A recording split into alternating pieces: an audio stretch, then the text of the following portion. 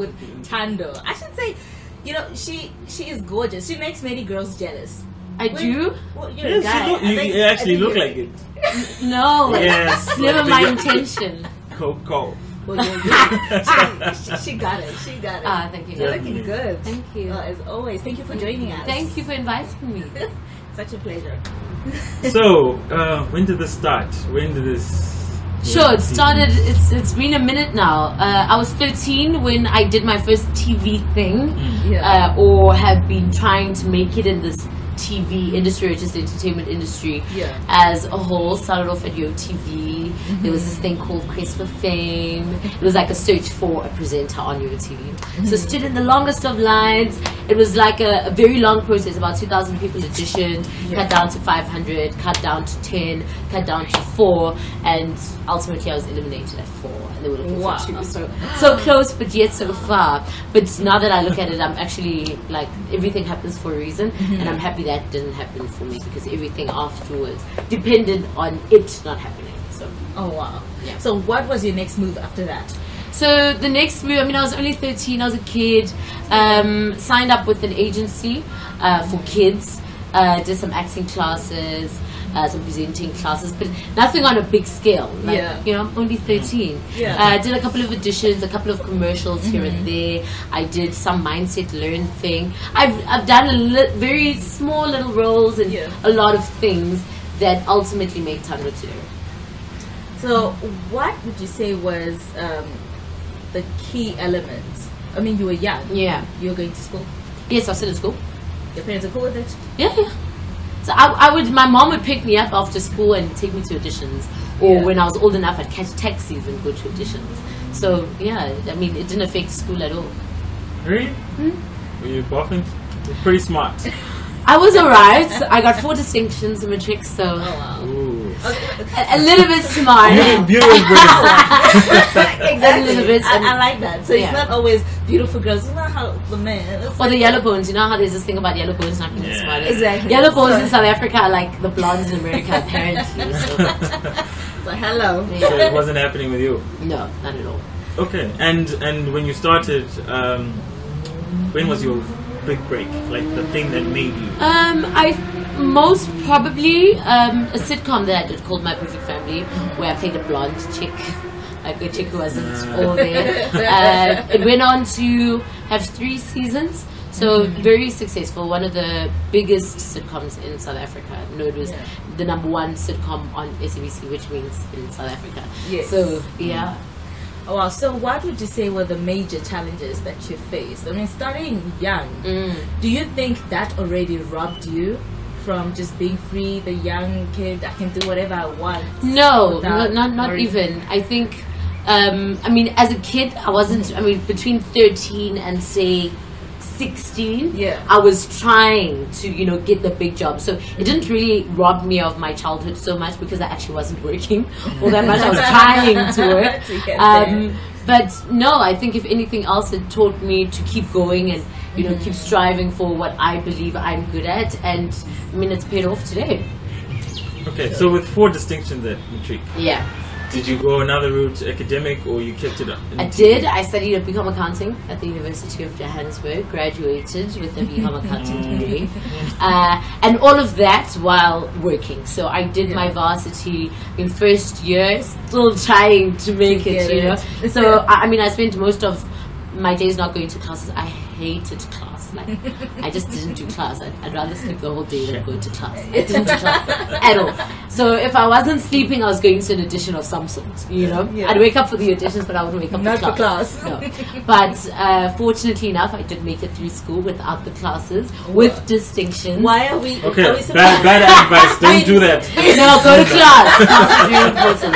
The class is very important. No, because it would mean I'd have to put in twice the amount of work for the fact that I didn't go to class. But yeah, luckily I did in fact make it through school in time, all while pursuing my career. Through varsity, that's when I landed the first role at My Perfect Family. It's also where I started my radio career. So I was at UJFM, I was at UJ, and they had a little station called UJFM. So it's where my radio career started. Yeah. Oh wow. And so you managed to finish. You never worked as an accountant before? Nope.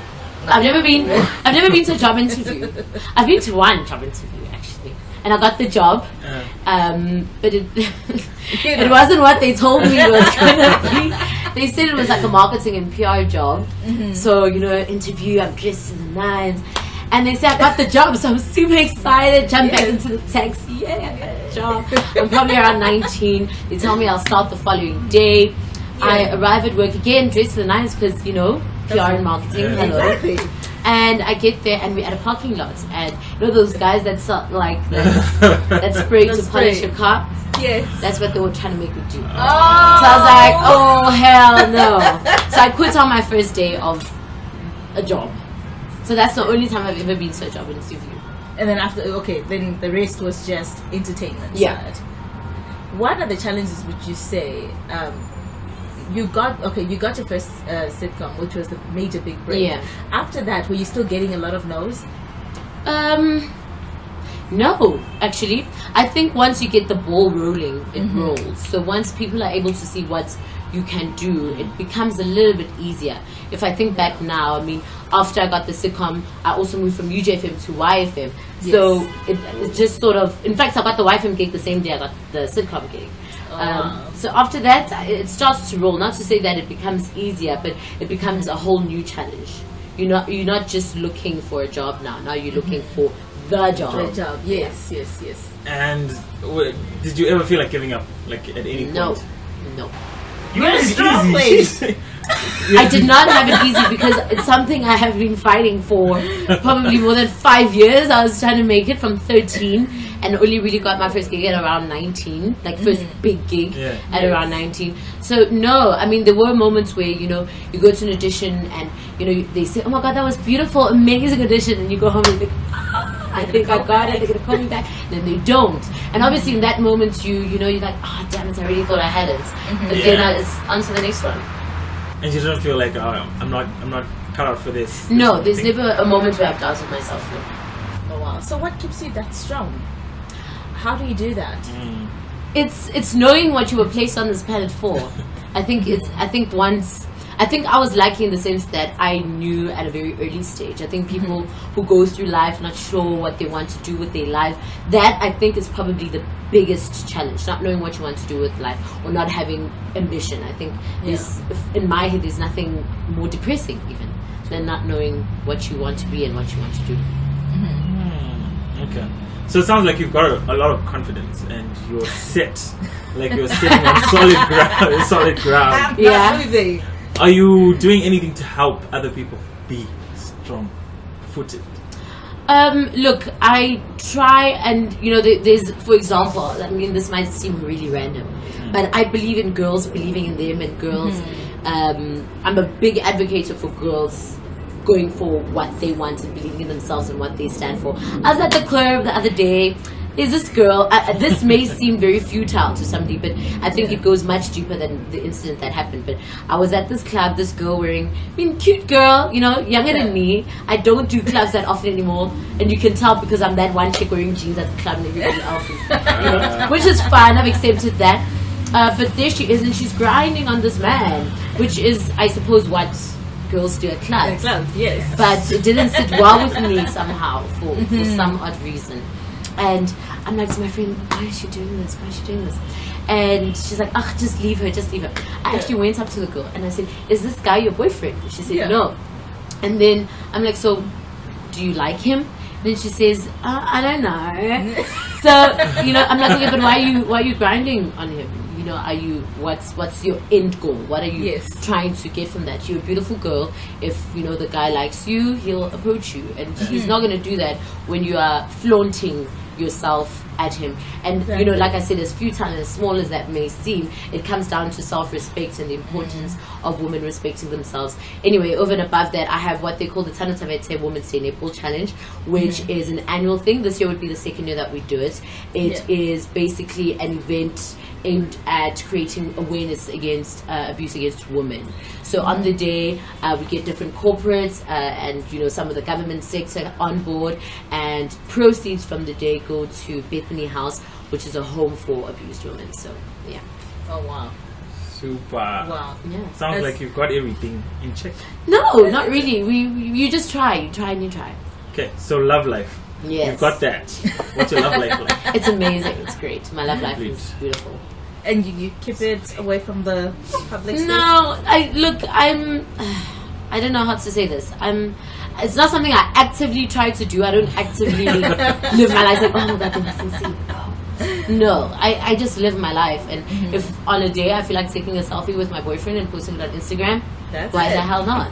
And if tomorrow we break up and I'm Instagramming, oh my god, my heart is so broken, why not? Because I'm human, just like you, and I imagine this is what normal girls go through as well. I don't expect that they expect different from me. That's true. But doesn't being on the spotlight always affect your relationships? Whether it's the boyfriend or family or whatever that may be. Not family, not my boyfriend. I'm fortunate enough to have a boyfriend who understands the work that I do and is very respectful of it. I think maybe friendship. You know, like especially people maybe you haven't seen in a long time. It's Thando. It's like, she's not the same anymore. You know? You're like, but what you mean? And yeah, but I mean, certain things you don't have control of, and you can't try and control everything in life. No one's trying to bring you down. Like diva, you're such a diva. No, that's gonna come. What. I've spent a lot of my life in this industry trying to be so nice, you know, almost bending over backwards to a point where I start taking advantage of, just in the hope that they won't call you a diva. And even when you do that, they're gonna call you a diva anyway. So I'm like, okay, then if that's the case, I'm going to demand the respect that I believe I deserve. And I think that only comes with growth and self-identity and self-assurance, which I'm growing into. Not to say that I'm trying to grow into a diva, but I'm trying to grow into somebody who understands their worth and hopes that the people I work with understand my worth. True. Would you say it's cool to be famous? Would I say it's cool to be famous? Such a random question. Personal space. Cool in what sense? You love it, and why would you say you love it? There's times it's nice, you know. There's times where you go outside and, you know, you're happy to see people, and there's days where you just actually don't want anybody to see you. You're like, there's nobody as me, you know. But over and above it all, the love is always great to receive, and it's great to be able to have a voice and you know to be that voice. So maybe in that sense, yes, it's freaking cool to be able to speak to people and inspire people, hopefully. But sometimes it's not. And that's fine. I mean, my job is not to be famous. That was never my ambition. And if that is somebody else's ambition, that's also fine. I think it's okay to dream and say, I want to be famous one day. That's your dream. How you try to be, you know, so actually quite cool with everything. You know, I'm not gonna try to judge you. Yeah, it's cool. Yeah, I feel like each to their own. You know, I feel like if you're trying to be famous, you're not hurting anybody in the process. If you're not hurting anybody in the process, that's fine. At the same time, don't devalue my art. Don't bring my art down from what it actually is. Yeah. You know what I mean? Like, there's nothing I hate more than people who, if you know, like a Kim Kardashian, I love her to death, simply because the girl knows she's famous from being famous, and you know, she'll do the odd movie role and people say, my goodness, Kim was so crappy, and she's like, oh, whatever. But don't be a horrible actress and say, oh my goodness, doing my art. No. When you know, that's true. Where do you get the relevance from? I know you were relevant for a certain period for anyone in the arts. Yeah. And then you kind of died down. How are you renewing that? I don't think of my life as that. I don't live to be relevant. Like I said, it's like your aim to be famous. I think fame and relevance is possibly the same thing. I work. I want to be known for my work. I'm an actress, I'm a radio DJ, and I'm a TV presenter, and I'm employed in all 3 designations. So I work. So what happens when all 3 designations are not happening anymore? That won't happen. Why? Why would it? You're That's my arts. job. It's like saying if you have your own business, say for example, and you're an accountant, and they say, what happens when your building burns down? You start another. No. Okay, so in other words, you give in your best. I'm giving to the point where you know, because I give in my best. Yeah, I will always be there. It's the same way you were asking me when I was trying to get in the industry how I never gave up. Yeah. It's like me saying, oh my God, I'm so scared I'm going to be out of a job one day. You can't possibly live your life like that. I don't think anybody should live their life like that.